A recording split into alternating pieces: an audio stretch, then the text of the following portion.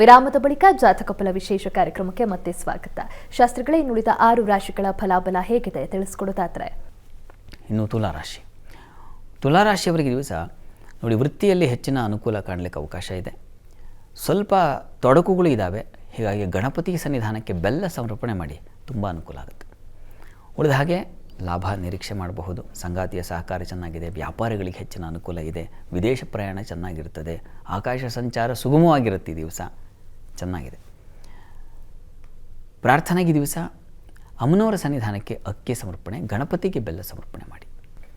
ಇನ್ನು ವೃಶ್ಚಿಕ ರಾಶಿಯವರಿಗೆ ದಿವಸ ದೈವಾನುಕೂಲ ಚೆನ್ನಾಗಿದೆ.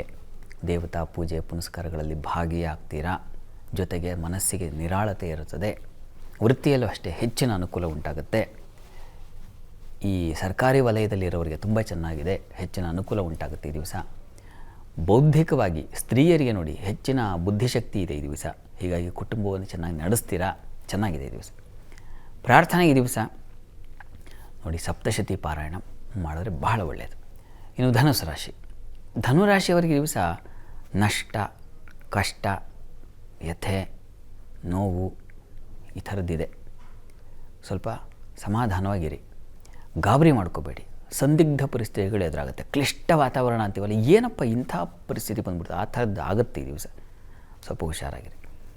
ವೃತ್ತಿಯಲ್ಲೂ ಅಷ್ಟೇ ಸ್ವಲ್ಪ ಪರಿಶ್ರಮ ಇದೆ. ಹೆಸರು ಹಾಳಾಗಿಬಿಡುತ್ತೆ.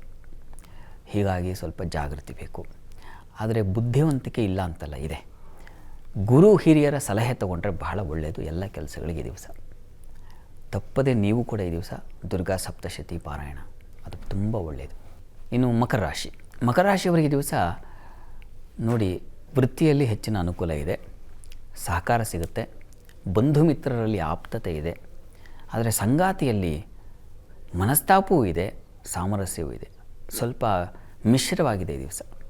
ಹೀಗಾಗಿ ಈ ದಿವಸ ಶಿವಶಕ್ತಿಯರ ಆರಾಧನೆ ಮಾಡಿ. ಇನ್ನು ಕುಂಭರಾಶಿಯವರಿಗೆ ಈ ದಿವಸ ವೃತ್ತಿಯಲ್ಲಿ ಹೆಚ್ಚಿನ ಅನುಕೂಲ ಕಾಣಲಿಕ್ಕೆ ಅವಕಾಶ ಇದೆ. ಈ ದಿವಸ ಸ್ತ್ರೀಯರಿಗೆ ಕುಟುಂಬದಲ್ಲಿ ಸಹಕಾರ ಸಿಗುತ್ತೆ. ಹಣಕಾಸಿನ ಸಹಾಯ ಸಿಗುತ್ತೆ. ಮಹಾಲಕ್ಷ್ಮಿ ಕೃಪೆ ಈ ದಿವಸ ನಿಮಗೆ. ಜೊತೆಗೆ ಸಹೋದರ ಸಹಕಾರ ಚೆನ್ನಾಗಿದೆ ಈ ದಿವಸ. ಆದರೆ ಆರೋಗ್ಯ ಬಾಧೆ ಇಲ್ಲ. ಅಂದರೆ ಆರೋಗ್ಯ ಬಾಧೆ ಇದೆ, ಅದು ಬಾಧಿಸುತ್ತೆ ಅಂತ ಸ್ತ್ರೀಯರಿಗೆ ಹೆಚ್ಚಿನ ತೊಡಕನ್ನು ಸೂಚಿಸ್ತಾ ಇದೆ. ದುರ್ಗಾ ಕವಚ ಹೇಳ್ಕೊಳ್ಳಿ, ಅದು ಬಹಳ ಒಳ್ಳೆಯದು. ಸಾಲ ಸೂಚನೆ ಕೂಡ ಇದೆ, ಸ್ವಲ್ಪ ಹುಷಾರಾಗಿರಿ. ಮೀನರಾಶಿಯವರಿಗೆ ದಿವಸ ನೋಡಿ, ನಿಮ್ಮ ರಾಶಿಯಿಂದ ಕರ್ಮಸ್ಥಾನ ತುಂಬ ಚೆನ್ನಾಗಿದೆ. ಹೀಗಾಗಿ ಏಕೆಂದರೆ ಕರ್ಮಾಧಿಪತಿ ದ್ವಿತೀಯದಲ್ಲಿದೆ, ಒಳ್ಳೆಯದು.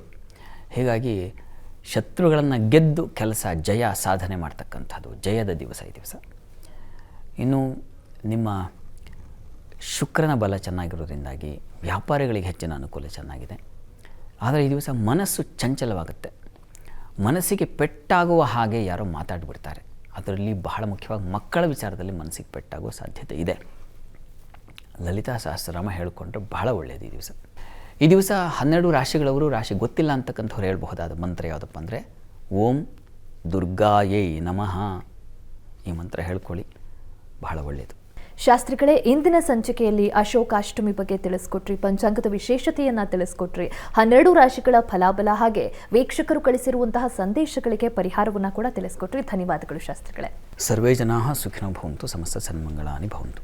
ಎಲ್ಲರಿಗೂ ಶುಭವಾಗಲಿ. ನೋಡಿದ್ರಲ್ಲ ವೀಕ್ಷಕರೇ, ಇದಾಗಿತ್ತು ಇವತ್ತಿನ ಜಾತಕ ಫಲ ವಿಶೇಷ ಕಾರ್ಯಕ್ರಮ. ನೇರ, ದಿಟ್ಟ, ನಿರಂತರ ಸುದ್ದಿಗಾಗಿ ನೋಡ್ತಾ ಇರಿ ಏಷ್ಯಾನೆಟ್ ಸುವರ್ಣ ನ್ಯೂಸ್.